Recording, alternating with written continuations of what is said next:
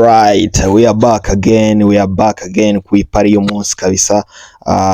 Tuyizere ko icyumweru cyanyu gikomeje kugenda neza, abo bitameze neza kandi nabo umwihangane musenge Imana irabafashamo kugira ngo bigende neza, ndetse natwe ikituzanye no kugira ngo tugufashe mu kuba umunsi wawe waza kuba ukomeza kugenda neza kabisa, tugufasha kuguhereza ahantu uri buze kuba wakura amafaranga ukemuze ibibazo byose ufite, ndetse wibuke no gutanga ituro ry'ishimwe kabisa kugira ngo imigisha ikomeze kuguhundagazwaho kabisa. Turagarutse rero twinjiye mu ipari y'umunsi, nabahaye ikaze abashyashya bakibona ipari y'umunsi ni mukore subscribe mukande no kukazogera kugira ngo tugishyiraho video bajye bahita babaha impuruza ko twaprodinze bahita bayibagezaho 5 kuri 5, ubundi namwe mwite mutangirana umunsi agapari k'umunsi kabisa. Ntukabure ipari mu byo ukora byose, amahirwe yawe ugomba kuyagerageza umunsi ku munsi kabisa. Guys, rero katubanza tugenda tunabereka zimwe muri showadi twagiye dutanga, ariko izi ngizi tuzitanga ku rubuga rwa WhatsApp byihariye ku inbox muri VIP group, ndetse uragenda uzibona kabisa, aziba zizewe samples n'amacorrect score turayatanga. Hanyuma guys, uzishaka rero uraza ukatwandikira ku rubuga rwa WhatsApp kuri iyi nimero ukatubaza igisabwa kugira ngo nawe utwiyungeho muri VIP group kabisa, ubundi ibintu bikomeze bigenda neza. Ufate subscription yawe ubundi dukomezanye 5 kuri 5, nawe ukomeze kwinjira muri 5% ku isi hose bakora betting bakuramo inyungu. Urumva ko ari umubare mutoya, bisaba rero ubuhanga n'ubushishozi. Guys, rero fata agakaye kawe n'agakaramu twitangirire na prediction zacu z'uyu munsi mu mashampiyona yose agiye atandukanye.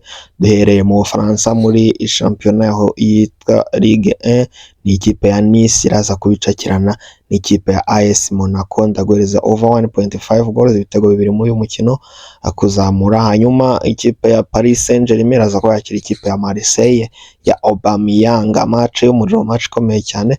Match azaza kuguhereza kugura ikipe zombi kwinjizanya kubona igitego both team to score, aho bikunze bizwi ku izina rya yes kabisa. Hanyuma turacyakomeje na match yacu ya gatatu n'ikipe ya Juventus de Turin iraza kuba yakira ikipe ya Lazio Roma. Ndaza kuba rero umwihera ko iyi match Juventus yitsinda ibitego 2-1, no kuvuga ngo ni Juve, uragura Juve win kabisa. Hanyuma ikipe ya Sassuolo iraza kuba yakira ikipe ya Inter de Milano ya Lautaro Martinez kabisa. Ndaza kuba rero mwihera ko uyu mukino Inter de Milano utsinda cyangwa ikawunganya ni double chance ya Inter de Milano kabisa. Hanyuma guys, ikipe ya Lecce cyangwa ikipe ya Udinese biraza kuba bicakirana ku isaha y'isa 10. Ndaza kuba ngohereza ko uyu mukino nta bitego binabonekamo, ni under 3.5 goals. Hanyuma turacyakomeje, iyi iracyari pari y'umunsi ngikomeje kugezaho Gladiator. Kora subscribe kabisa. Indi match rero ni ikipe ya Bayern Munich aza kwakira Hoffenheim, ubwo twageze mu Budage muri Bundesliga. Ndagwereza rero kugura win from koko ya Bayern Munich, ndetse ugaplacingaho na over 1.5 goals, no kuvuga ngo uragura Bayern Munich win and over 1.5 goal. Hanyuma indi match ni Cologne iraza ko yakira ikipe ya Leipzig. Ndagwereza kugura ibitego bigera kuri 3 muri uyu mukino, ni over 2.5 goals. Kuzamura nyine ni ibitego 3 kuzamura, si ngombwa ngo bibe 3 gusa. Ikibi nuko iyo bavuze over, ikibi nuko byajya munsi, ariko iyo bigiye hejuru ya 3 ibyo biba byabaye kabisa. Hanyuma ni muri Spain tugeze, ni muri La Liga, ni ku isaha y'isa 4 ikipe ya Valencia iraza kuba yakira ikipe ya Real Madrid ya Kylian Mbappe. Ndaza kuba ngohereza kugura win ya Real Madrid.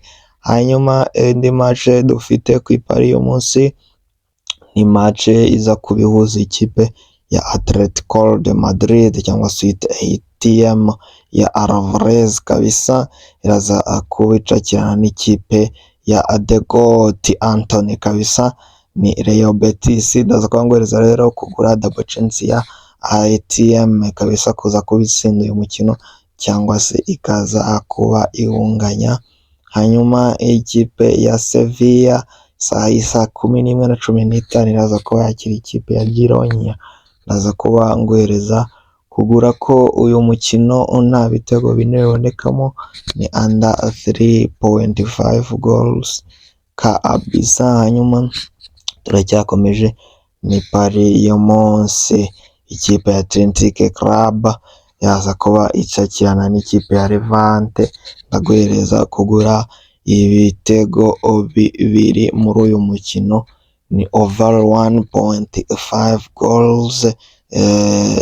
Match kabisa niyo prediction nguhereje 1-1.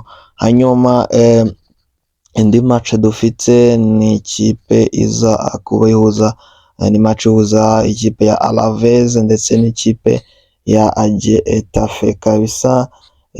Ni match rero nza kuba ngohereza ko home team iraza kubitsinda cyangwa ikanganya double chance ya home team. Ubona kuvuga ngo ni double chance ya Alaves kabisa iri mu rugo. Hanyuma indi match dufite match of the day ni Liverpool ndetse n'ikipe ya Manchester City. Ndaguhereza kuguriza ikipe kwinjizanya ndetse ndi shwadiro no kugura amakorner 9 kuri uyu mukino, nayo ni shwadiro nziza mu by'ukuri ishoboka cyane kabisa. Indi match rero ihari muri Premier League ni ikipe ya Brighton and Hove Albion imeze neza cyane. Hanyuma na Crystal Palace ikomeje kugenda itakaza abakinnyi b'ingenzi. Ndaguhereza rero kugura double chance ya Brighton gutsinda uyu mukino cyangwa ikawunganya. Hanyuma tugana ku musozo, tugeze mu Bubiligi kabisa. Isaha 1:30 ikipe ya Club Brugge iri mu zishaka igikombe ari muri shampiyona y'Ububiligi iraza kwakira Standard de Liège. Ndaguhereza kugura win for umukoko ya Club Brugge kabisa. Reka rero turebe match igiye kutugeza ku musozo w'ipari yacu uyu munsi. Ni akamace karyoshye cyane, kamace keza ku bantu bakunda ibintu byo kugura ibitego kabisa. Ahangaha ntucikwe n'ibitego 4 muri uyu mukino, over 3.5 goals. Ubigure ushize amanga, birashoboka cyane kuri aka kamace ka Midland na Copenhagen kabisa. Nuko rero tugeze ku musozo wacu w'ipari yo munsi, ngiye kugezaho ndiga Radiator.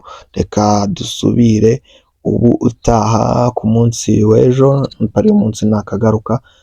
Wibuke gukora subscribe ndetse no kutwandikira ku rubuga rwa WhatsApp kugira ngo ujye ubasha no guhabwa shwadiro z'aba VIP. Nimero ni iyi ngiyi ibikora everyday. Tugomba gutsinda kabisa, tugomba kujya intego iracyari yandi kujya band for band with Elon Musk. Ciao.